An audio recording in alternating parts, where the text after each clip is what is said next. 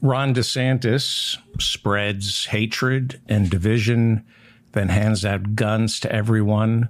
The NAACP had to issue a travel advisory this year for Florida, saying it is no longer safe for African Americans. And then he wonders why he gets booed during a vigil Sunday honoring the victims of a racist shooting in Jacksonville. Words and politics have consequences. When will Republicans learn that? This is the mop-up for August 28th, 2023. I'm David Feldman. Jeffrey Toobin, the incredible legal analyst who explains the law clearly and simply, Jeffrey Toobin has an article in Airmail where he talks about the recently indicted Kenneth Chesebro, one of the 19 defendants down in Georgia, about to go on trial for attempting to overturn the 2020 presidential election. Toobin attended Harvard Law with Kenneth Chesebro, along with President Barack Obama. And Toobin remembers Chesebro as a slightly built nerd who kept to himself and was under the spell of Professor Lawrence Tribe, a bastion of liberal thought at Harvard Law School. Chesebro was very competitive. During final exams, he brought in 2 typewriters in case one broke, according to Toobin, and one of his fellow students was taking the test, and her typewriter broke and asked to borrow Kenneth Chesebro's, and he said, "It's a dog-eat-dog world here at Harvard Law. You're on your own." Ambition, pure ambition. But Chesebro, according to Toobin, was living a quiet, unassuming life. He got divorced and practiced law in Cambridge, Massachusetts. But according to Jeffrey Toobin, something happened to Chesebro. He made a huge bet on cryptocurrency early in 2014 and ended up with millions. Toobin says Chesebro, then in his 60s, began to change. He got engaged to a woman who had just turned 21. He was in his 60s, and he began flying her all over the world, with or without him. He bought an amazing apartment in New York City, and his politics went south. He went from an Obama supporter to a Trump supporter and ended up drafting the legal memos that became the foundation for the phony elector scheme. Something happens to these incredibly ambitious overachievers, especially the ones poisoned by Harvard Law School. They feel they're entitled to more. And when they're unhappy, they can't understand it.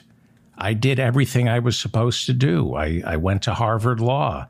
I went to Yale Law. I'm still miserable. Ron DeSantis, the virulent racist and homophobe, Ron DeSantis, Harvard Law, Yale Law.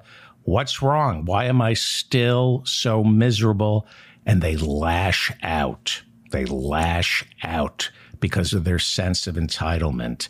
They go insane. And that is what is clearly happening to Vivek Ramaswamy.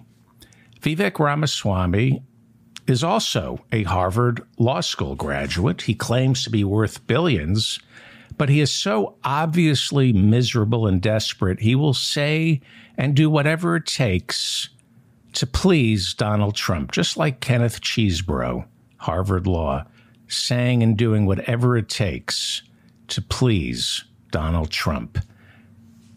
Ramaswamy wants to be Donald Trump's running mate. Here is Donald Trump over the weekend talking about Vivek Ramaswamy. Vivek, as we say, did very well. Actually, his name is Vivek, like cake. But I thought he was very good. I especially like where I said I was the greatest president in his lifetime and long beyond. That's pretty good. I said, are you sure he's running against me? But I thought he was very good. So obviously, Donald Trump loves Vivek Ramaswamy. Vivek, like cake. Oh, I'm sorry. He likes Vivek Ramaswamy. Vivek, like cake. Okay. There's no doubt that Donald Trump is thinking of naming Vivek Ramaswamy as Vivek, like cake. Okay, he's thinking of nominating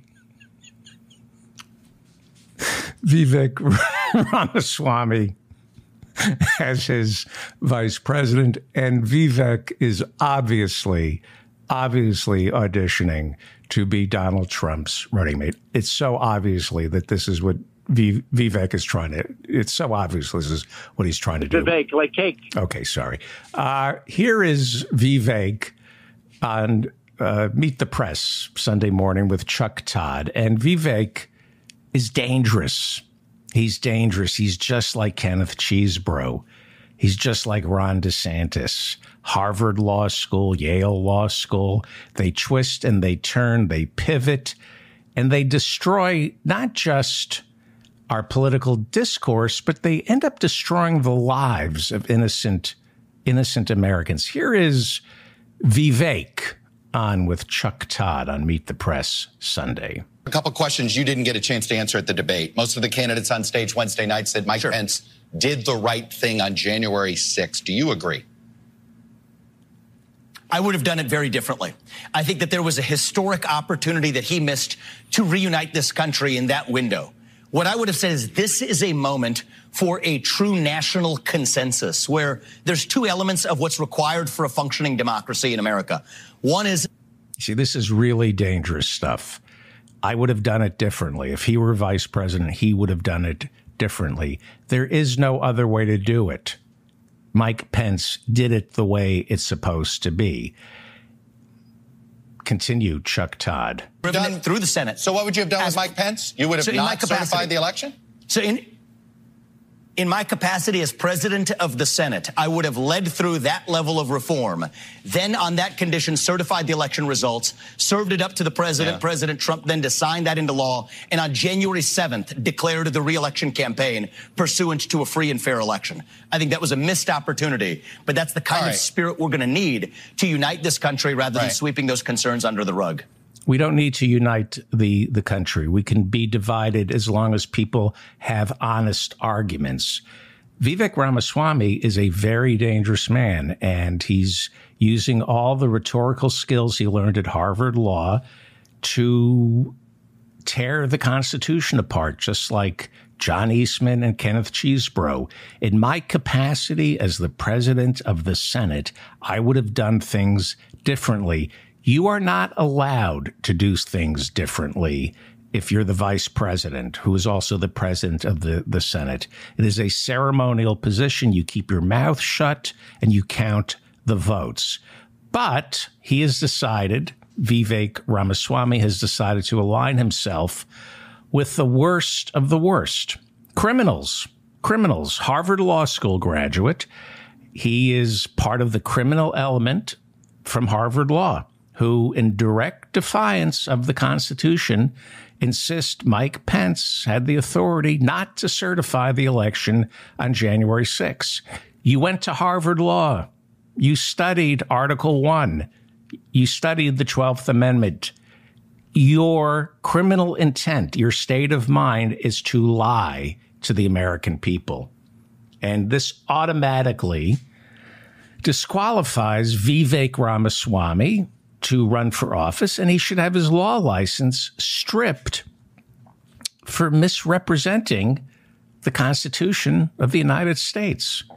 Bad guy, bad, crazy, made his billions. He was ambitious, still not happy, and now he wants to be vice president under Donald Trump. Bad, demented guy, Vivek Ramaswamy. Bad guy, bad. This is Mercedes Schlapp. She joined the White House during Trump's first year as Trump's White House Director of Strategic Communications. Mercedes Schlapp, before she joined the Trump White House, she worked in George W. Bush's White House. In between working at those two White Houses, Mercedes Schlapp got paid handsomely as a lobbyist for the National Rifle Association, while serving as a vocal opponent to same-sex marriage. In 2012, Mercedes Schlapp responded to President Obama's support for same-sex marriage with a strongly worded column in U.S. News and World Report entitled "Churches Feel Persecuted by Obama," because she says if gay people can marry, that's the persecution of Christians, the persecution of church-going Americans. You see how they flip things? Gay people aren't the ones being persecuted. No, churches are the ones being persecuted.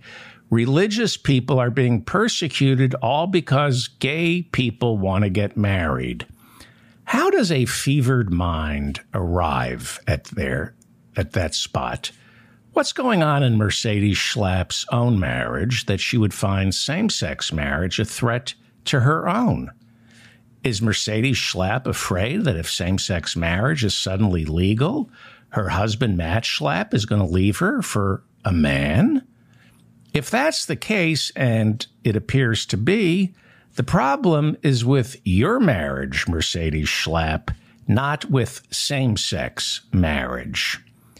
Two men are happily married, so my religious freedoms, my marriage is under assault. How frail is your marriage, Mercedes Schlapp? How frail are your own religious beliefs? How frail is your own sexuality or your husband's sexuality? How frail is your belief in Jesus if all the things you hold dear are under assault just because two men are living happily ever after? This truly is mental illness, which is why she was asked to join the Trump White House. This is Metro Weekly, and they published a story when Mercedes Schlapp joined the Trump White House in 2017. The headline was, "Anti-LGBTQ activist Mercedes Schlapp joins White House press office." Okay.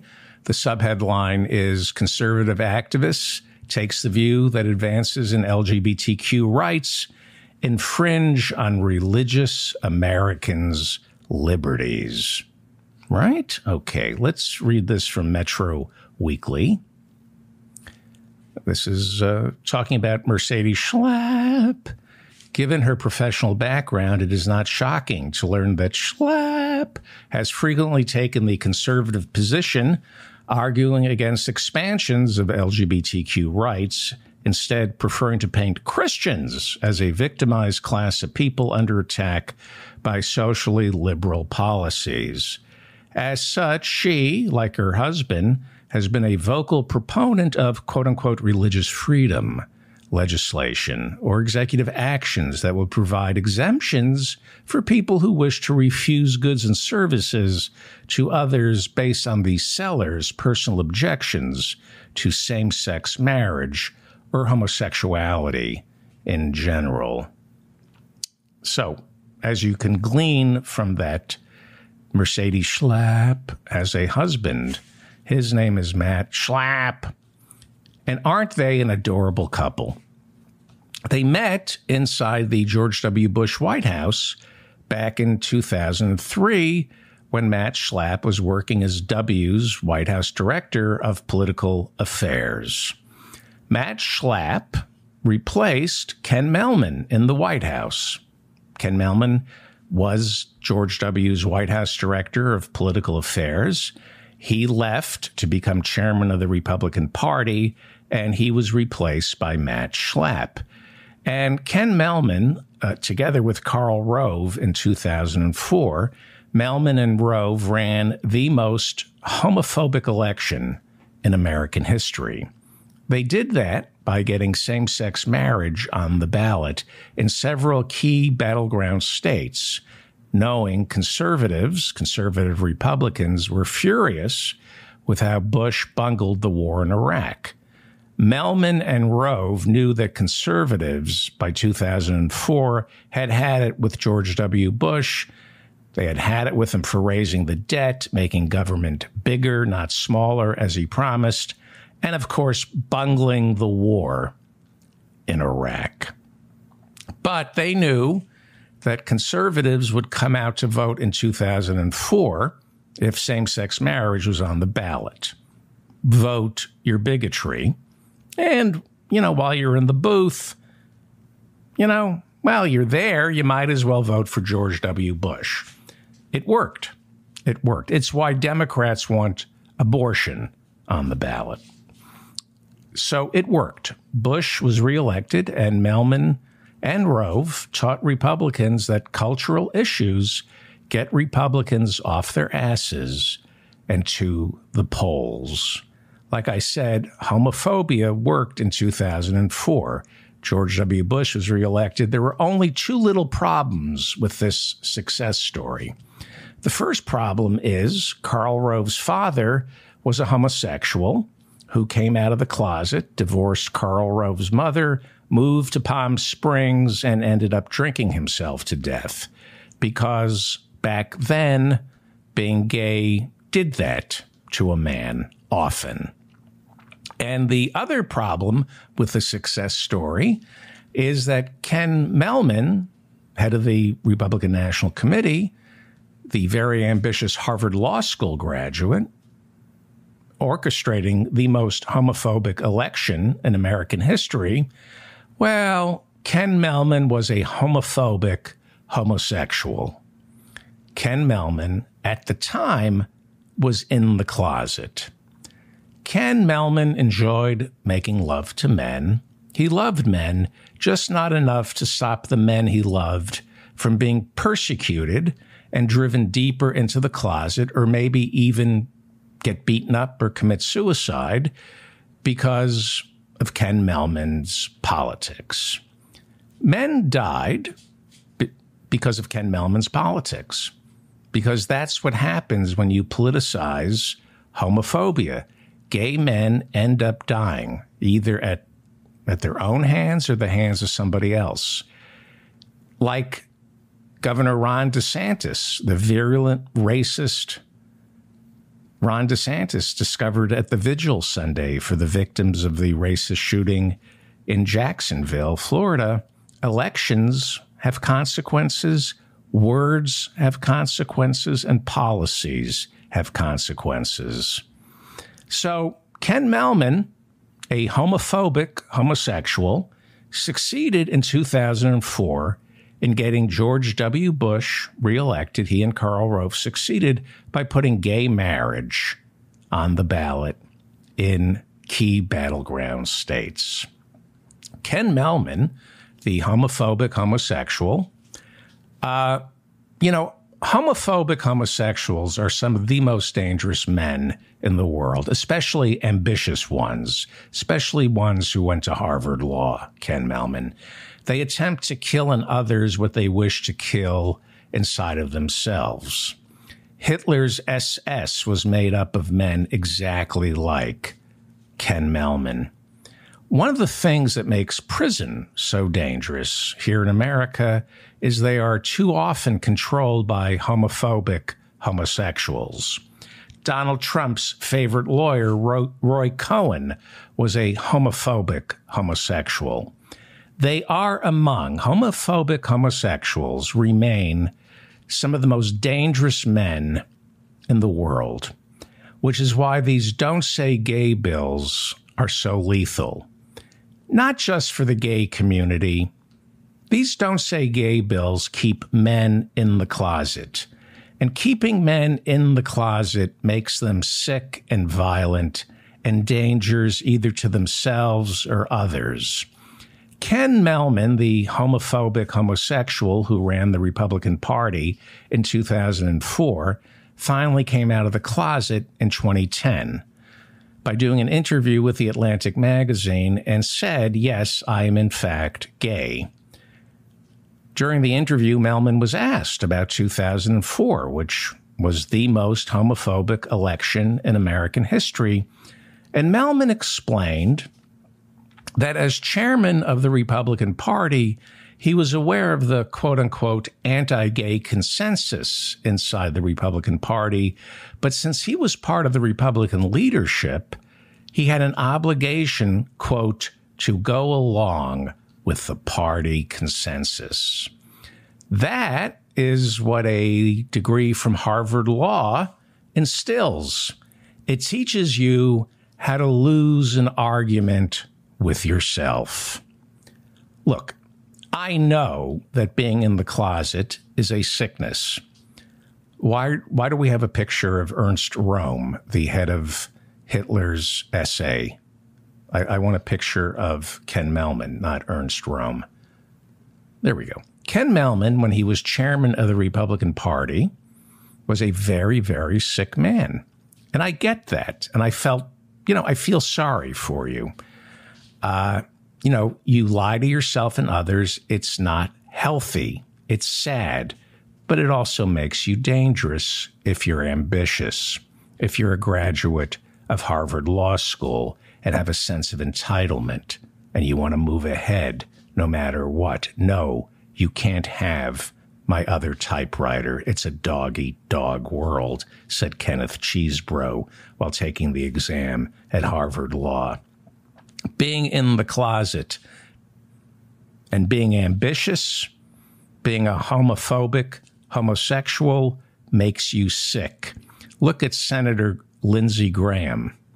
Just like Karl Rove's father drinking himself to death, it appears that Senator Lindsey Graham might be drinking him to death. That's what I've heard. That's what people are saying. Those are the questions being asked. Is Lindsey Graham drinking himself to death because he won't come out of the closet? I hope it's not true, but that's the talk. That's what people are saying.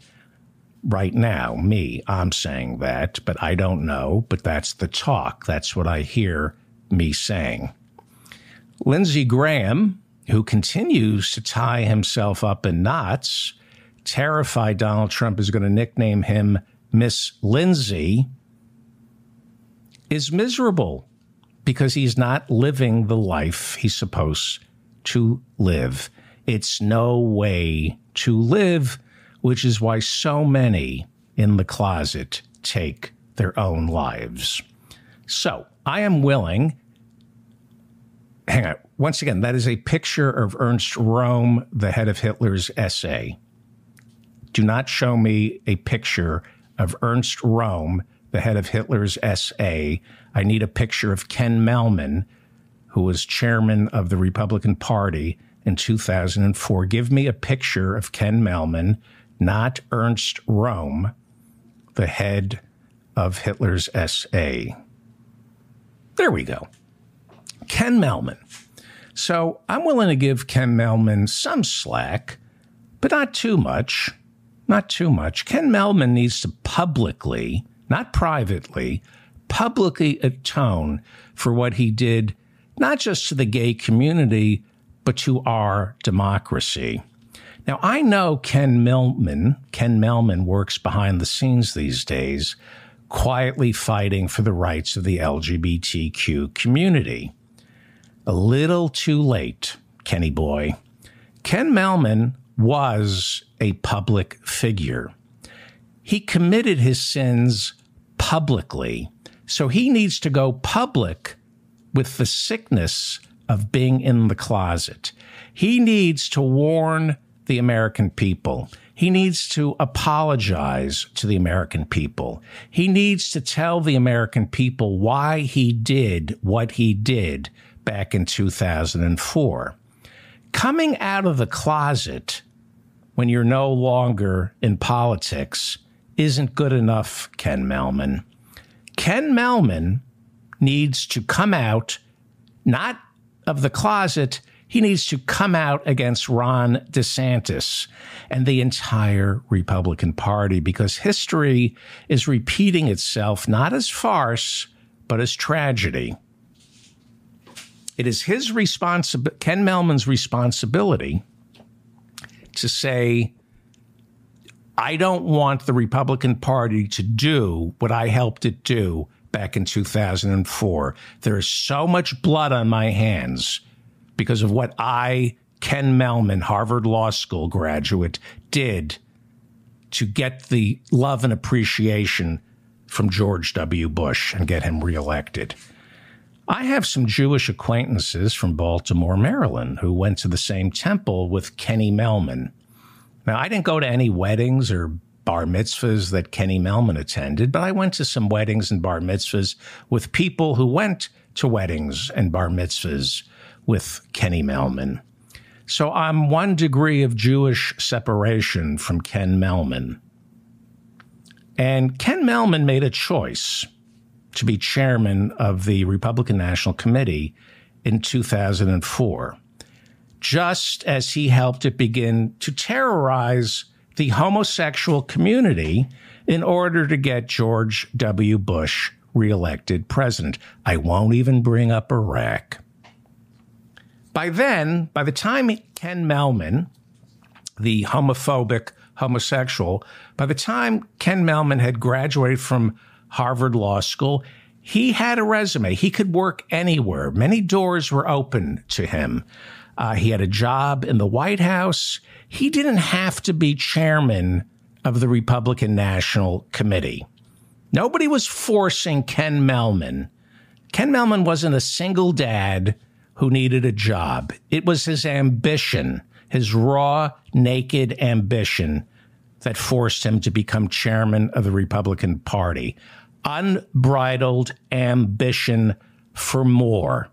Give me more, more, more. I graduated from Harvard Law. I want more. I'm not happy. More, more. Like Ramaswamy. I got $1 billion. I went to Harvard Law. I'm still who I am. I want more. Maybe Trump will make me vice president. I want more, more, more. Now, look, there's nothing wrong with ambition or success unless it gets people killed. And Ken Mehlman, the homophobic homosexual, helped get gay people killed and encouraged them to commit suicide. He sent a message, Ken Mehlman sent a message in 2004 to gay men around the country. You're really not welcome here. You're not, I mean, you can live here, but you're different and you can't enjoy the same rights as the rest of us. Ken Mehlman knew it was wrong, but Ken Mehlman wanted that gig, even if it meant persecuting his own people, the gay community, which he refused to identify until 6 years later when it was too late. Now, I am certain that the homophobic homosexual Ken Mehlman was taught the very same values I was taught when I attended Hebrew school. I know when he went to Hebrew school, he was taught that positions of leadership come with a heavy responsibility and an even heavier price. Leaders are tested, like Moses. And Ken Mehlman knows this. He was taught that at Hebrew school, just like I was. Those tests take the measure of a human being, and it's not like taking the bar exam. If you fail, you don't get to take this test again. You don't get to take it again and again until you pass. And, with the bar, you get to say, well, now I'm a lawyer. I finally passed the bar. Unless, of course, you're Jim Jordan or Ginny Thomas, who couldn't seem to pass the bar no matter how many times they took it. But I'm talking about the tests all of us are given in life that take the measure of who we are. These tests measure what we're made of, and they're very demanding and unforgiving. Ken Mehlman failed that test in 2004. He failed that test, and you don't get a second chance. It's not the bar exam.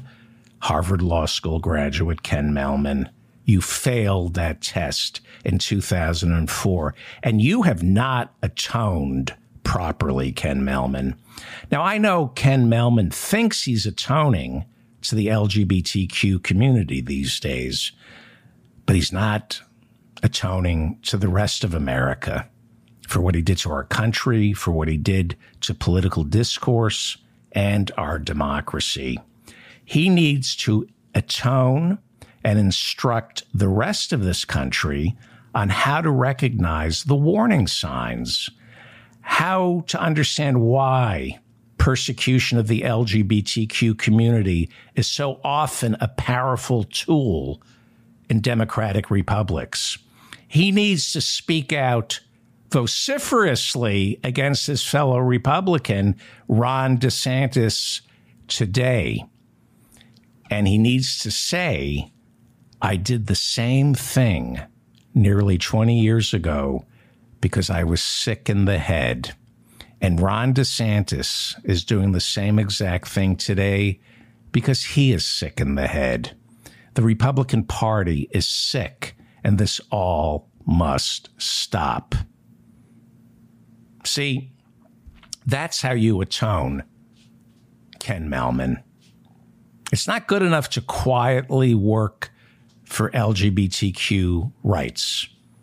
As the former chairman of the Republican National Committee in 2004, it is your moral obligation to say it's happening again and it has to stop.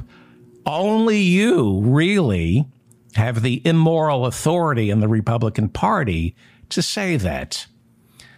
Mehlman's excuse for going along with the persecution of the LGBTQ community while he was chairman of the Republican National Committee is unforgivable. And he tried to explain in the interview with Atlantic that, quote, I as the leader must follow the consensus of my party. Now, Ken Mehlman and I were taught the same things in Hebrew school. We were taught that going along with the consensus of your party, if it's wrong, is a sin. And Ken Mehlman needs to atone. Political consensus cannot be shaped by the mob. It must be shaped by sober, responsible leaders. Leaders who are not, like Ken Mehlman was at the time, incredibly sick in the head. Yes, the mob gets to vote, but they vote for leaders, and leaders get elected by shaping consensus. And Ken Mehlman knows that. It is the job of a leader to teach, to move people, to get them marching in the right direction towards sanity. That's what leadership is, and that's what Ken Mehlman was taught in Hebrew school, and it's what he was taught at Harvard Law. It is your job as a leader to show people the righteous, sane, and true path. And if you're leading a party that is incapable of going in that direction, you have a moral obligation to get out. You don't need to come out, but you need to get out of that party. At the very least, Ken Mehlman. Leaders must teach and form consensus through love, not through self-loathing, which is what Ken Mehlman was suffering from at the time. He was mentally ill. I understand that. He needed to come out of the closet. I understand that. But he was also ambitious, and he knew better.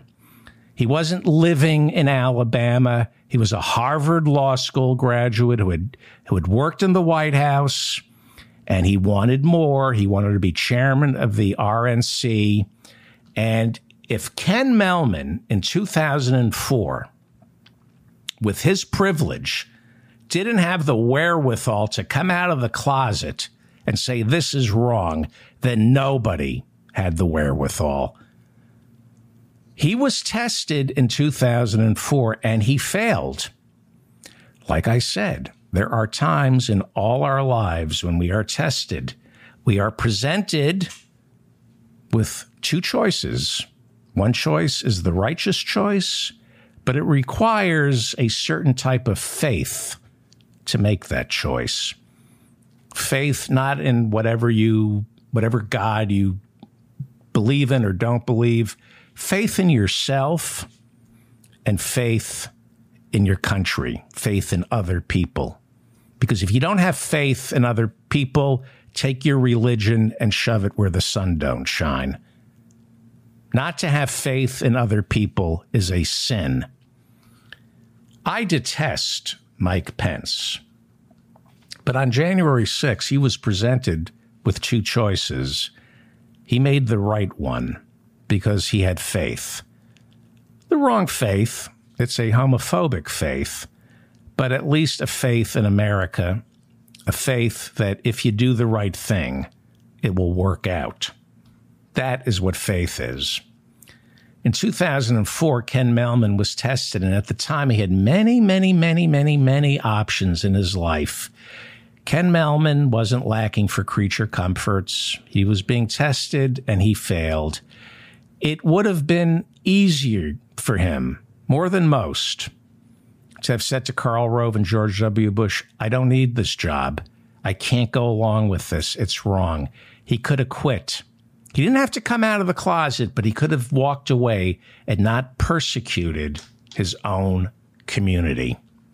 To turn on your own people, all religions teach that's a sin. But even if he weren't in the closet, it still would have been a sin. In his leadership capacity, Ken Mehlman went along with the basest instincts of the mob. And like I said, in your life, you will be presented with many tests. Ken Mehlman failed the big one. And I don't care what his excuse is. I don't care that he eventually came out of the closet and worked for same-sex marriage and continues to lobby for the rights of the LGBTQ community. I don't care that he's doing pro bono work. He has not publicly atoned for the sins he committed against our democracy. And that is why history is repeating itself inside the Republican Party. One could argue it's less safe to be out of the closet today than it was back in 2004 when Ken Mehlman was persecuting his own community. He owes it to America. He owes it to the Republican Party to say, this is what I did in 2004. It was more morally reprehensible, and it's still morally reprehensible today. And here's how we stop it. The same way George W. Bush needs to publicly atone for Iraq. George W. Bush needs to say to the American people, I'm guilty. Here's what I did, and it was wrong. And I want to make it up to my country. So here is the blueprint. Here's how and why presidents lie their people into illegal wars. Here's how to recognize the warning signs so what I did doesn't happen again. Instead, Bush, like Ken Mehlman, tries to atone for his sin privately. Not good enough. You committed those sins against the entire country. You committed those sins publicly, and you must atone publicly to protect future generations of Americans from your sins. But Ken Mehlman, he doesn't need to do that. George Bush doesn't need to do that. They're both privileged white males. Kenny Mehlman has a law degree from Harvard.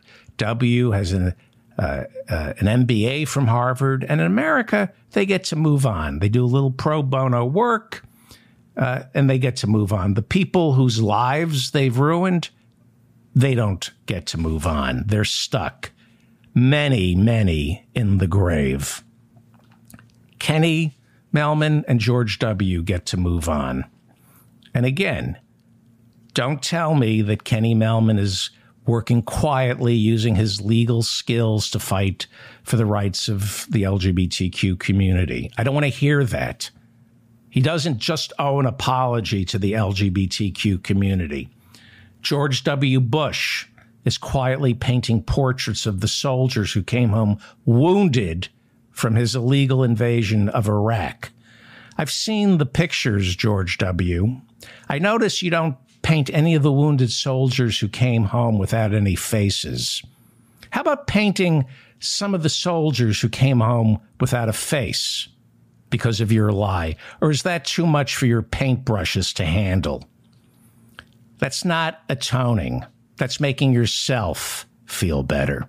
When Ken Mehlman works quietly with the LGBTQ community, he's making himself feel better. When George W. Bush paints wounded soldiers, he's making himself feel better. You need to publicly atone for your sins because you committed those sins in public.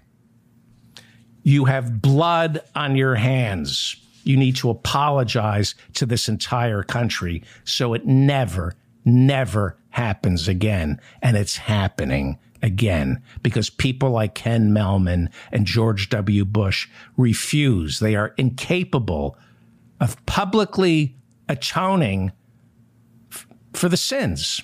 Now, I'm going to repeat this because I know this to be true. Ken Mehlman chose a public life of public service, which is why he needs to publicly atone for what he did. It's not good enough to work behind the scenes. You're doing that for yourself. Your sins were committed out in the open, and you have a moral responsibility to remind all Americans of what homophobia is, why it exists, and who spreads it. People like this guy, the man who replaced Ken Mehlman in the Bush White House, Matt Schlapp. Matt Schlapp, head of CPAC these days, like Ken Mehlman, very, very ambitious, also turned on by power, which is why Matt Schlapp, when he replaced Ken Mehlman, began getting all lovey-dovey with Mercedes Schlapp in the White House, and soon they married. After George W. Bush left office, Matt Schlapp became a lobbyist for the Koch brothers, and his wife, as I said earlier, lobbied for the National Rifle Association. And in between broiling the planet and getting people shot to death, they raised a family. Matt Schlapp soon became chairman of the American Conservative Union. We're going to call it CPAC. That's how you know it. They host CPAC. And it's the big conservative gala held in D.C. They hold them all over the country and the world, spreading the conservative message, one of Christian family values, especially that a marriage is between a man and a woman and only between a man and a woman. And this is why Matt Schlapp has run into some trouble because of these beliefs. On Sunday, the odious Ann Coulter, you know her as the conservative firebrand, Ann Coulter accused Matt Schlapp of being a groomer. That's a defamatory term used in right-wing circles to accuse older homosexuals of grooming younger men for sex. Ann Coulter accused Matt Schlapp of being a groomer. Coulter made the accusation after the Washington Post reported on Saturday that the vice chairman of the board of the American Conservative Union, which runs CPAC, has resigned in protest. Charlie Garrow said he was stepping down and urged CPAC to launch a full-scale investigation into reports from male employees of the American Conservative Union. They are complaining that they were sexually harassed and or sexually assaulted by the chairman of the American Conservative Union that hosts CPAC, Matt Schlapp.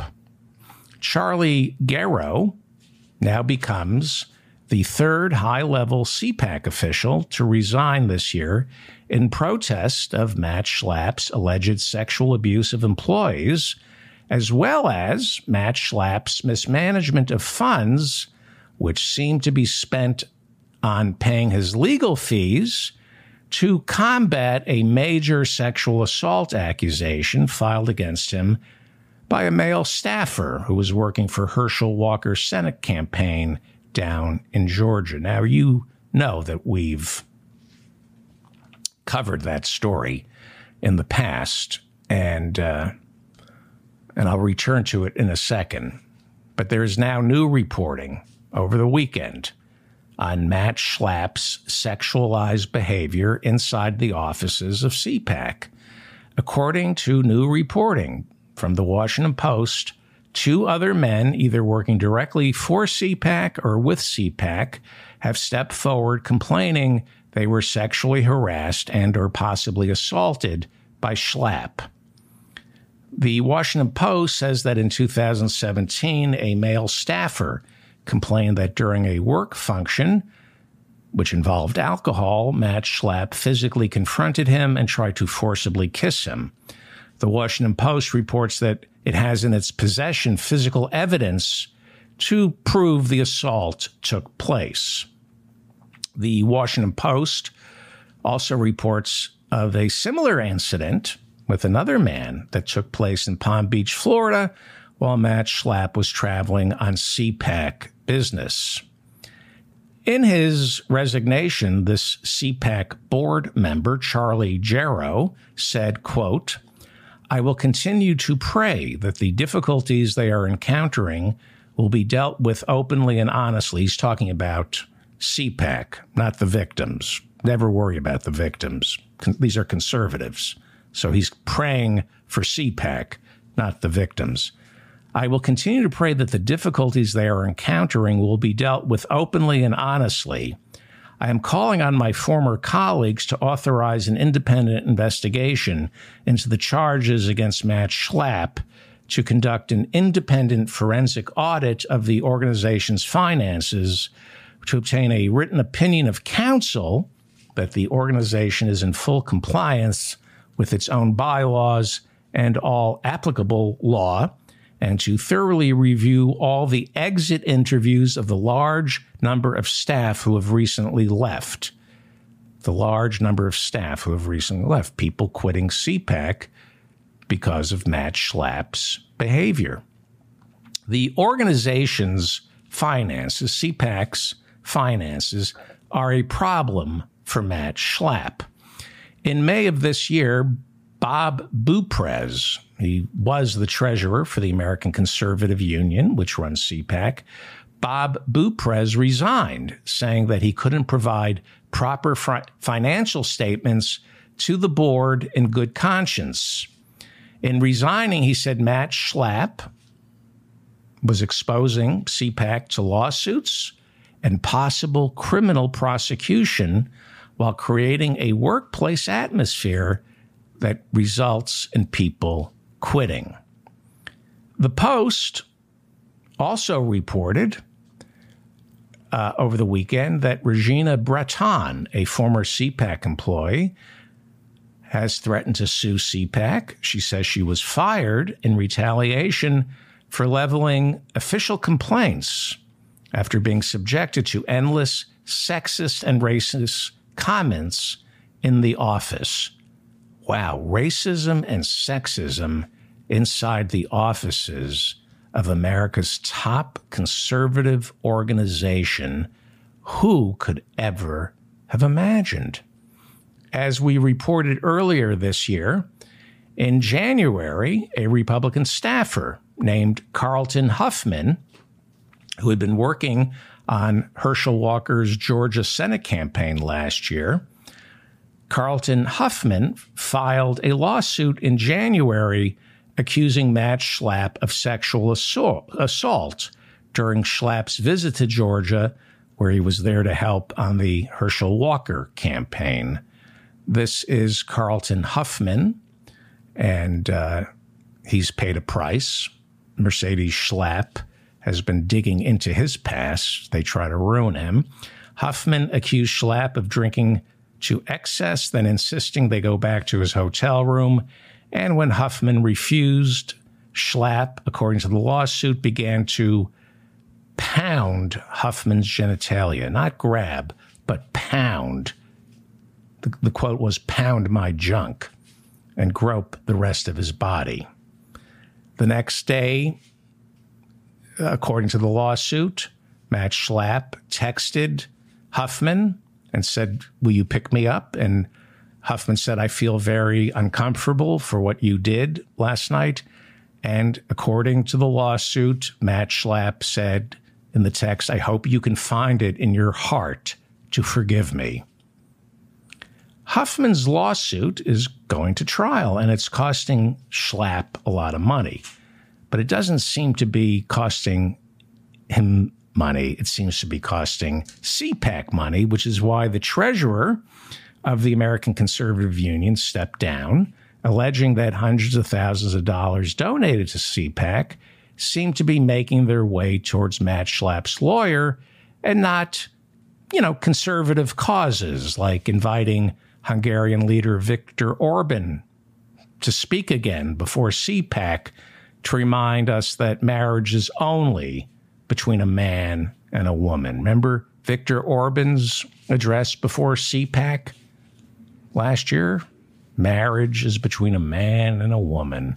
He was invited to speak by Matt Schlapp. According to the Washington Post, CPAC is a nonprofit whose finances are supposed to be of public record. But Charlie Garrow, he's the board member who resigned Friday. Reportedly, Charlie Garrow requested that CPAC's general counsel, David Savavian, allow him to review the documents to determine how much of CPAC's money was getting spent on Matt Schlapp's legal fees. The Washington Post reports that Savavian, CPAC's general counsel, refused to provide the documents, which is in direct violation of Washington, D.C. law. D.C. law that states any board member of a nonprofit corporation, quote, shall be entitled to inspect and copy the books, records, and documents of that corporation. The Post reports that Savavian, he's the general counsel for CPAC, the Post reports that Savavian wrote an email that was accidentally sent to Charlie Garrow, the board member who was stepping down.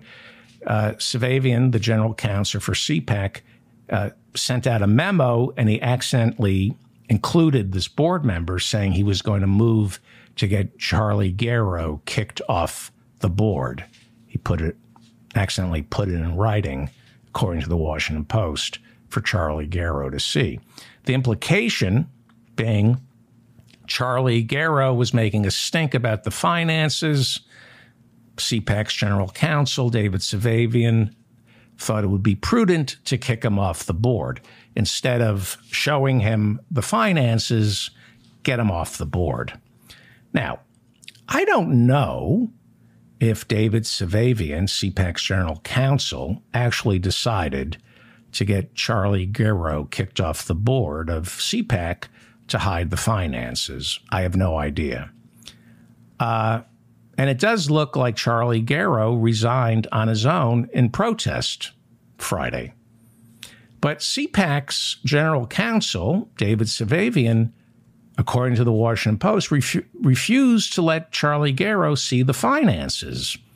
And he refused to talk to the Washington Post about CPAC's finances.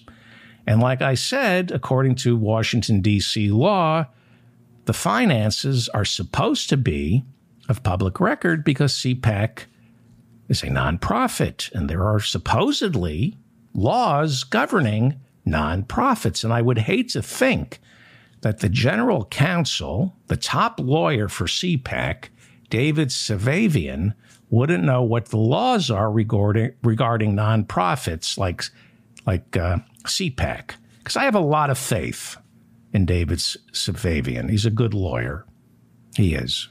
I remember who David Savavian is. This is a press release from the United States Justice Department. I think this was 15 years ago. Former GSA Chief of Staff David Safavian sentenced for obstruction of justice and making false statements. And this is the pardon that Donald Trump granted David Safavian, the general counsel for CPAC. Can you see this? This is the pardon Donald Trump granted him in 2020. Turns out while serving as chief of staff for the General Services Administration, right, that's a federal agency. They do a lot of buying of material from subcontractors. While serving as the chief of staff for the General Services Administration, David Safavian, who is now the general counsel for CPAC, he was indicted back in 2005 for making false statements and obstructing an investigation into the infamous lobbyist Jack Abramoff. I don't have time to go into Jack Abramoff, but Grover Norquist and Ralph Reed from the Christian Coalition were involved with that lobbying. And read about Grover Norquist and the Christian Coalition's Ralph Reed, how they were lobbying. I don't have time to go into it. David Safavian. After a series of trials, this is the current general counsel for CPAC, David Safavian. After a series of trials, convictions, then retrials, on December 19th, 2008, at the retrial, Safavian, CPAC's current general counsel, was convicted once again of, among other things, perjury, and he was sentenced to a year in prison. And on June 26, 2017, the current general counsel for CPAC, David Safavian, was disbarred from the practice of law by the United States Supreme Court. He was not allowed to practice law in Washington, D.C., and he was disbarred from practicing law in the state of Missouri. So, here's the disbarment. I'll read this. This is Chief Justice of the Missouri Supreme Court, Patricia Breckinridge.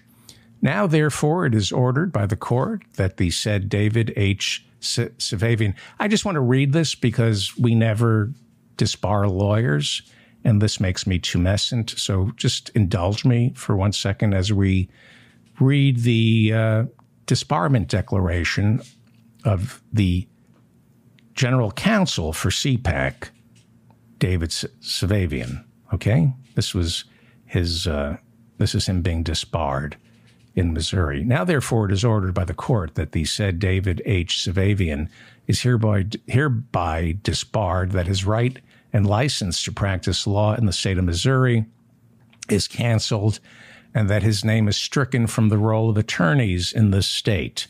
It is further ordered that David H. Safavian comply in all respects with Rule 5.27, procedure following a disbarment or suspension order, costs tax to respondent. I guess he has to pay it, has to pay the costs, and signed by Patricia Breckinridge, Chief Justice. I know that's a little dry, but it makes me wet. I enjoy seeing lawyers disbarred. So he was disbarred from practicing law in Missouri, but his law license in Washington was eventually restored in 2018, and he was pardoned by President Donald Trump on February 18th, 2020. To his credit, Safavian is not a graduate of Harvard Law, but he got his law license back, and now he's the general counsel for CPAC because they're a very, very forgiving organization. They're very forgiving, not to their victims, but they're very forgiving to themselves. And they don't forgive their victims for stepping forth. You get fired for being a victim, but they do forgive the sinners, which is why I believe Matt Schlapp, the head of CPAC, will be forgiven. Unless he, comes out of the closet and fights for the LGBTQ community.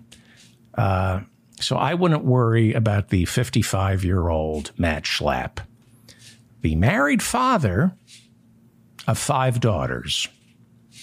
Matt Schlapp is the married father of 5 daughters, which might explain why he got so sick of women and came on to all these guys. I mean, the poor man is married to a female woman, and he has 5 female daughters. Your Honor, my client was clearly starved for the type of affection that only a man can provide another man. Come on. I mean, I'm not a forgiving person, but 5 female daughters who are not men and a female woman wife, that's 6 to 1. What chance did Matt Schlapp ever have? Look, I believe we're born gay, but it's fluid. And there are certain circumstances that can cause a man to veer towards the opposite end of the spectrum, like prison, a nice bottle of Beaujolais, or a house filled with 6 women who are females. I bet they let Matt have a cat. In fact, I know I have some pictures of the 5 female daughters who are women and his female wife, who's also a woman. I have pictures of Matt Schlapp's male cat. They let him get a male cat, okay? And this is what they did. This is what they did. This is what the girls did to Matt Schlapp's cat after they neutered him. They took him in once, and they just wanted to make sure it was all gone. Go back for seconds. This is what they did to Matt Schlapp's cat. They let him have one. Look at that, fishnet stockings on a male cat. This is, you wonder, this was the cat before that ran away. Male cat. This is what the girls did to Matt Schlapp's male cat. So, anyway, he'll be forgiven. He'll do fine. I'm David Feldman, reminding you to stay strong and protect the weak.